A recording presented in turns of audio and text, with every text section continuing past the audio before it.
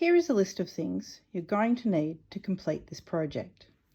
This came with you in your care package that I sent, but other than that, you're going to need a pair of scissors, an old piece of cardboard.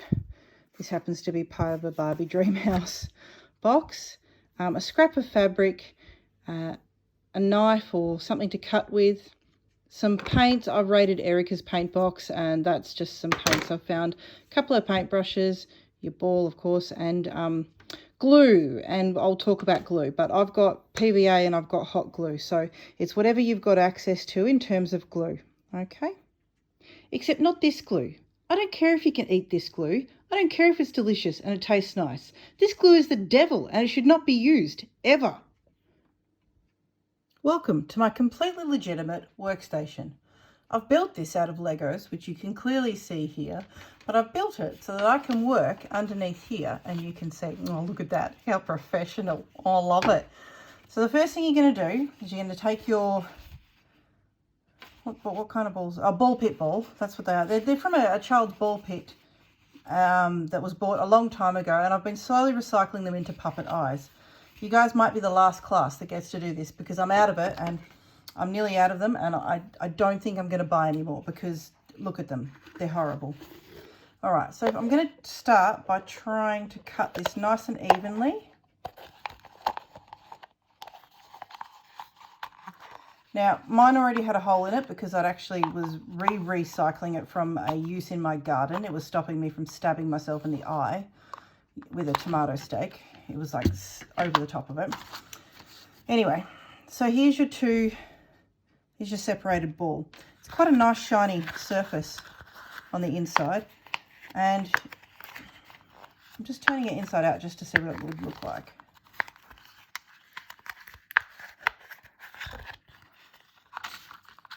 That could be interesting. I don't think paint will stick to that though because it's too shiny. It's an interesting look though. So it's that versus that. I think I'm going to go with the duller version, just as a professional opinion there. Now the first thing I'm going to do, there you go, I've done those, put those aside. First thing I'm going to do is I'm going to cut my piece of cardboard, right? I'm going to cut it down. I'm going to cut it down because it'll make it easier to work with. And here, this is way more interesting to look at while I cut a piece of cardboard off camera. I'm not showing you my face in this video because I'm in my pajamas and I'm going to stay in my pajamas. This is an informal video to tell you guys what to do. All right. So I've cut down my piece of cardboard, which, you know, if I was a professional video maker, I'd probably do that before I started filming. Here's one I prepared earlier. I could edit it out as well, but I'm not going to. Okay. So essentially you're doing a set of eyes for a puppet, and you're doing them just to practice a skill of making eyes and making them believable. The eyes are the most important part of your puppet. Your puppet won't feel human. It won't feel right until it has the eyes on it. The eyes change everything. So they're super important to get right. So if you want to make a couple of eyes to begin with and do some as an example, like for example this activity, it's a really good idea to get making eyes under your belt before you tackle the rest of the puppet. Now, I know that some of you have glue sticks. Glue sticks won't work for this. What am I saying? It's late. I know that some of you have hot glue guns, and I have a hot glue gun, so that's what I'll be using. And some of you have just this PVA wood glue, okay? So it's not the brand, it's the actual PVA craft glue, all right? You can use either. If you're using this, what you need to do is you need to put a circle of glue and then sit your ball in it and wait overnight. And then it will dry and your ball will be stuck to your piece of cardboard. That's what you have to do if you've got PVA at home or you've only got, you know, an inferior glue. But I've got a hot glue gun, so I'm going to speed it up and I'm going to use a hot glue gun on this. All right. First thing you're going to want to do for gluing is you're going to want to get this here and you're going to want to draw around it. It's not too pretty. It's all going to be covered with fabric anyway. You just want it rough, right? There's one. It's kind of a weird shape. And here's the other one. And then all you do is you draw around that line with your glue, plonk your eye on, and then it dries and you're all good to go to the next bit. Right, you can see here that I haven't been too precious about it. I've just got them glued on so that they're stable, because all you really want to do for this next bit is you want a stable surface to work off. And yes, I know what it looks like. Right, you've had your time to laugh over it. Now, next step we're doing is we're going to get paints, whatever paint you got. If you've got spray paint, great. Go outside, give them a whack of white spray paint to give yourself a good base. I'm going to attempt to use this stuff and see how we go and see how it turns out. Little paintbrush, bit of acrylic paint, acrylic paint. All right, let's see how we go. I'll come back once I've done it. This bit's boring. All right, and here are my painted eyes. So this is obviously just the base coat. I'm going to want to put on a few layers, and I'm going to want that to dry too. Unfortunately, my hairdryer is at school, so I actually have to wait for these to naturally dry before I can go on with the next step. All right, I'm back. First coat is done and dry. So I'll do a second coat. So it really depends on what quality of paint you're using. If you're using rubbish paint, you're gonna have to do like this is. This is pretty rubbish paint. It's not too bad, but it's not beautiful. You're gonna have to go over it more than once. If you're using great paint, you might only need one layer. So again, I'll come back when this is done. All right, so this is after 2 coats. And I think just for me, I'm gonna do a third. But this time, I'm just going to do a third just around the top here, because quite honestly, you don't need to paint 360 degrees around. And look, I'm almost out of white paint. So I'm going to be economical, more economical in my use of paint. And I'm just going to paint this bit here in the middle. Just make sure that's nice and covered. Because you're only going to be really... You're not going to see the whole eyeball. Our next step is to paint the the actual pupil and iris. And you can do any kind of eyes you want. You can do bloodshot eyes, you can do pink eyes. I mean, not to bring up the cow again as usual, but the cow eyes, I had a good look at cow eyes, and cow eyes are actually like, they're quite pink in the corners.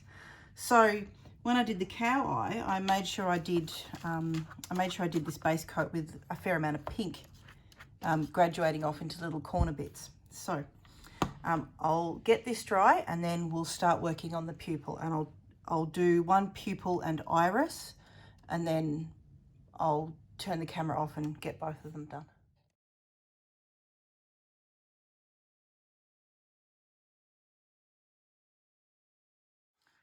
All right, so here I have my prepped, ready to paint the iris eyes.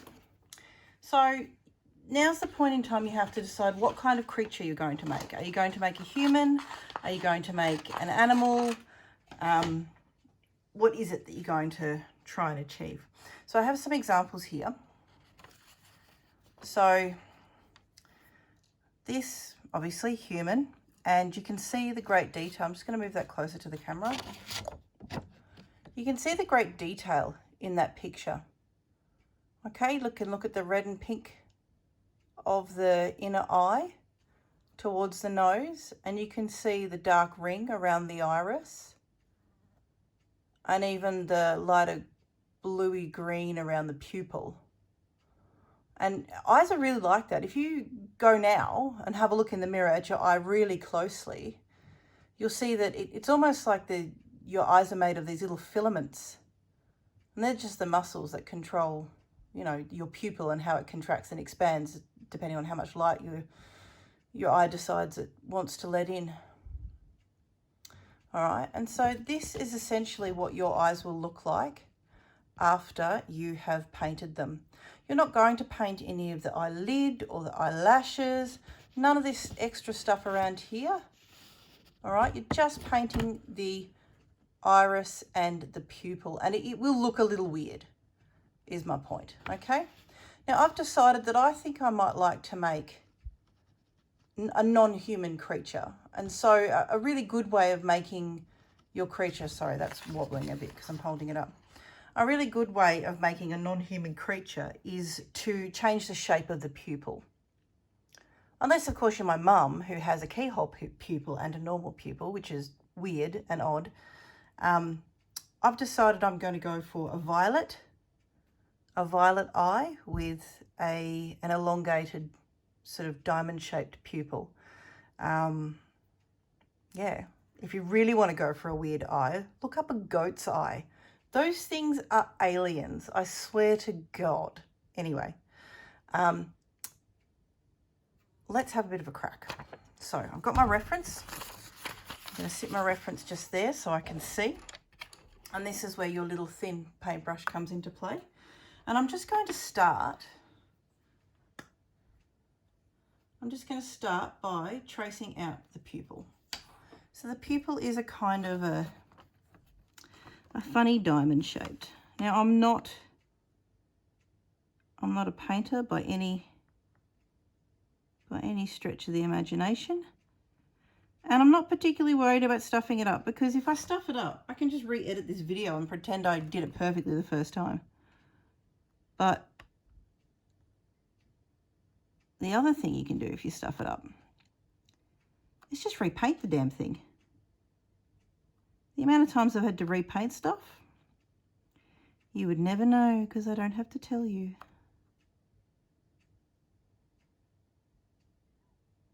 All right, so I have an elongated, weird, diamond-shaped pupil.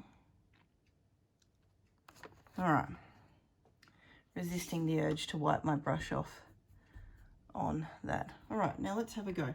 Now, as you can see with this palette, I've only got primary colours, so I now have to attempt to mix purple. Wish me luck.